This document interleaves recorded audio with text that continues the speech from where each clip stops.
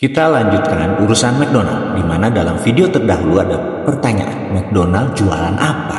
Dan banyak yang menjawab macam-macam, termasuk properti, mainan, lifestyle, suasana, dan apapun yang menurut pengetahuan yang kita dapat. Namun ketika kita copy, meniru membuat sesuatu yang sama dan kita buat sama persis apa yang kita pahami tentang McDonald, apa yang terjadi? Kita meragukan hasilnya. Apakah nanti akan banyak yang ngantri atau yang membeli produk kita? Lalu di ujung video tersebut ada pernyataan bahwa selanjutnya saya akan mengupas dari sisi psikologi, karena pembelian dan bisnis adalah masalah psikologi.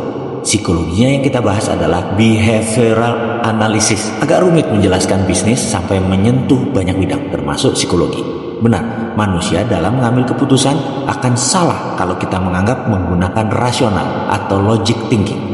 Ternyata sedikit unsur rasionalnya, bahkan terkadang sepenuhnya keputusannya irasional atau emosi. Ditambah lagi kemajuan teknologi informasi saat ini membuat manusia semakin emosional, terutama dalam pengambilan keputusan. Terjadinya pergeseran yang telak, di mana dulu pemahaman pembelian adalah dengan rumus munculnya kebutuhan atau need recognition, diikuti dengan pencarian informasi atau informational search, diikuti dengan evaluasi alternatif produk yang akan kita beli atau evaluation of alternative, kemudian melakukan pembelian dan penggunaan atau purchasing and consumption. Fakta sebenarnya, kenyataan terbanyak pada saat Anda ke Senayan City, di mana niatnya mau membeli celana jeans dan minyak wangi, ternyata proses belanja tidak semulus logika kita sewaktu berangkat di awalnya. Seberapa sering ternyata Anda pulang tidak jadi beli celana jeans, malah beli baju atasan. Tidak jadi beli parfum, malah beli handphone seri terbaru. Di mana rasionalnya? Apakah ini pengalaman kita semua atau hanya saya? Kembali ke McDonald. Apakah McDonald laku keras karena lokasinya? Atau laku karena Mac buburnya?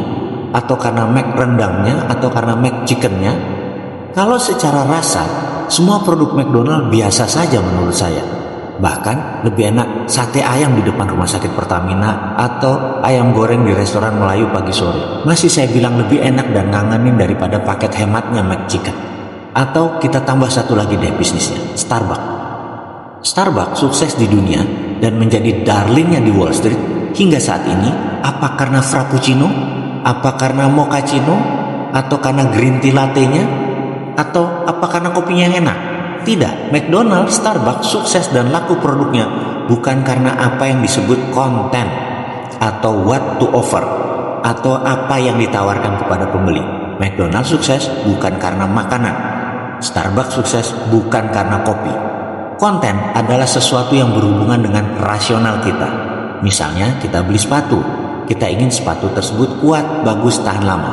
Kita ingin membeli makanan, maka makanan tersebut harus enak, harus murah, mengenyangkan, atau bahkan makanan tersebut sehat atau tidak. Semua itu berhubungan dengan rasional. Itu adalah konten. Sementara konteks terkait dengan emosi. Kalau kita bicara emosi cenderung tidak rasional. Fanatisme misalnya karena emosi, bukan karena pemikiran rasional. Coba kita lihat, apa hubungannya wanita cantik di samping mobil mewah?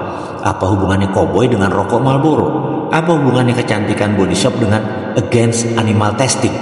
Sekilas memang gak nyambung, tapi itulah konteks, itulah emosi. Sekali lagi, McDonald bukan melulu karena makanannya. Starbucks, Subway, Chipotle, sekali lagi bukan karena makanannya atau minumannya.